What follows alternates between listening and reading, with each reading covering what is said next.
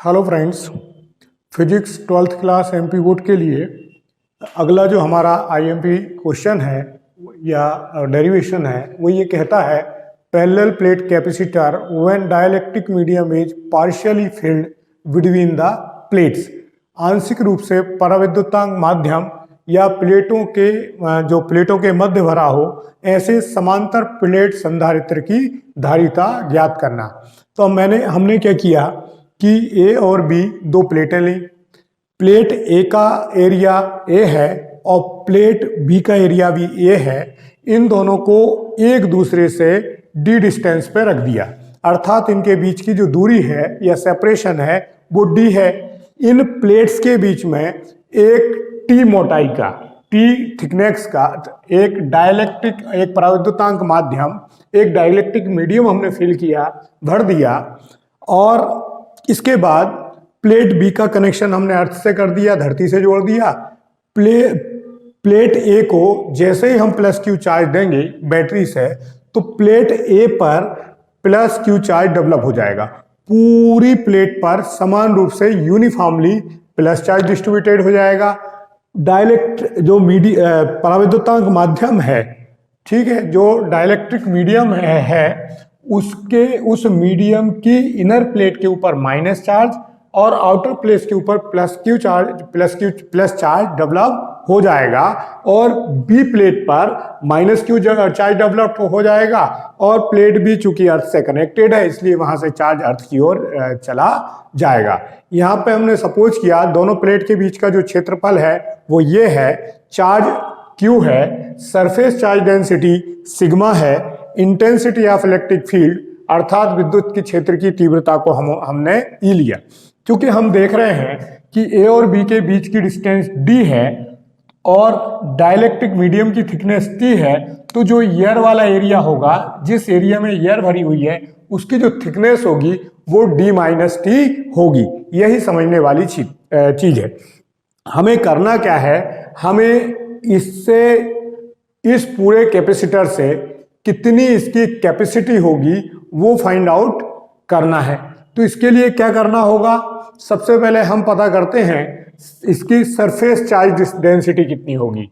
तो हम निकालते हैं सरफेस चार्ज डेंसिटी। तो सरफेस चार्ज डेंसिटी कितनी है हमारी, सतह का पृष्ठ घनत्व, सतह का पृष्ठ घनत्व कितना होगा हमारा, सिग्मा। और सिग्मा इक्वल टू कितना होगा, चार्ज अपॉन एरिया। ये कितना होगा, आवेश अपॉन क्षेत्रफल। अब हम इलेक्ट्रिक फील्ड इंटेंसिटी निकालते हैं। इलेक्ट्रिक फील्ड इंटेंसिटी विद्युत क्षेत्र की तीव्रता। तो इलेक्ट्रिक फील्ड कितना निकलेगा, एयर के लिए निकालेंगे। एयर, तो यहां पे देखने वाली चीज ये है कि वह एरिया जहां पर एयर फिल है, तो वहां पे एयर के लिए जो डाइलेक्ट्रिक कांस्टेंट होता है उसकी वैल्यू हमेशा 1 होती है।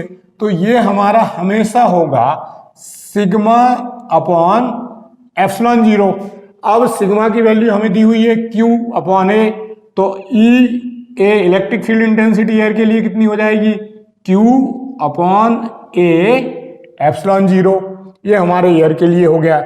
और electric field intensity for dielectric medium, विद्युत क्षेत्र की तीव्रता किसके लिए, डाइलेक्ट्रिक मीडियम के लिए, हम उसको ईडी से रिप्रेजेंट करते हैं। तो वो कितना होगा सिग्मा अपॉन के एप्सिलॉन 0।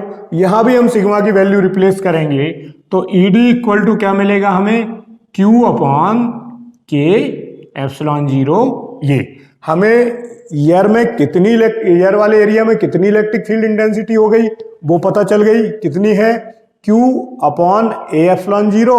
और जहां डाइलेक्ट्रिक मीडियम है वहां पे इलेक्ट्रिक फील्ड इंटेंसिटी कितनी है ये हमें पता चल गया, Q अपॉन के एप्सिलॉन 0 ए। तो ए से लेके बी तक, ए पॉइंट से लेके बी पॉइंट तक चार्ज को लाने में कितना कार्य करना पड़ेगा।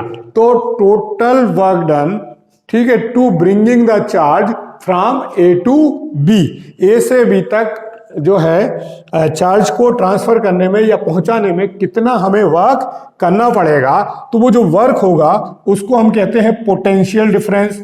उसे रिप्रेजेंट करेंगे हम V से। तो V कितना होगा? V होता है electric field intensity into distance.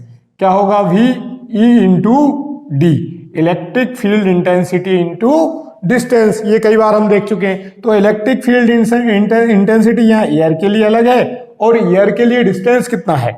Air में इसको ट्रेवल करना है d माइनस टी और यहाँ पे d, और डाइलेक्ट्रिक कांस्टेंट के लिए यहाँ पे कितना है? डिस्टेंस, ये तो हमारा t होगा। तो यहाँ पे E की हम वैल्यू रिप्लेस कर देंगे। E की वैल्यू एयर के लिए कितना है हमारा? Q upon A epsilon 0 d minus T, और यहाँ पे डाइलेक्ट्रिक कांस्टेंट के लिए कितना हो जाएगा? ये Q upon K A epsilon 0 into T. अब हम देखते क्या हैं कि ये Q अपॉन A एप्सिलॉन 0 यहाँ पे हम कॉमन ले लेंगे तो हमें मिलेगा क्या? ये अगर हम कॉमन लेंगे तो हमें मिलेगा d minus T plus T upon के। ये मिल गया। फिर हमने क्या किया? v इक्वल टू, यहाँ पे देखा q अपॉन a एप्सिलॉन 0 बाहर है, d को हमने जैसा था वैसे ही रखा, और यहाँ से हमने माइनस टी का, अगर हम माइनस टी कॉमन लेंगे तो यहाँ पर कितना बचेगा? 1, और यहाँ पे चूंकि प्लस है तो यहाँ कितना बचेगा? माइनस 1 अपॉन के। ये आ गया। लेकिन हमें क्या निकालना है? हमें निकालना है कैपेसिटी ऑफ दिस कैपेसिटर। तो but we know that C equal to कितना होता है? Q upon V। ये हम जानते हैं C इक्वल टू क्या होता है? Q upon V। कि C क्या है? हमारा कैपेसिटेंस है, धारिता है। तो C इक्वल टू क्या हो जाएगा? Q, और V की वैल्यू हमने निकाली कितनी? Q A epsilon 0 D minus T 1 minus 1 upon K। Q से Q क्या होगा? कैंसिल आउट हो जाएगा, और इसको हम पलट देंगे तो C इक्वल टू क्या हो जाएगा? A epsilon 0 upon D minus T 1 minus 1 upon K। यह हमारा आंशिक रूप से भरे हुए पैरेलल प्लेट कैपेसिटर की कैपेसिटी का फार्मूला है।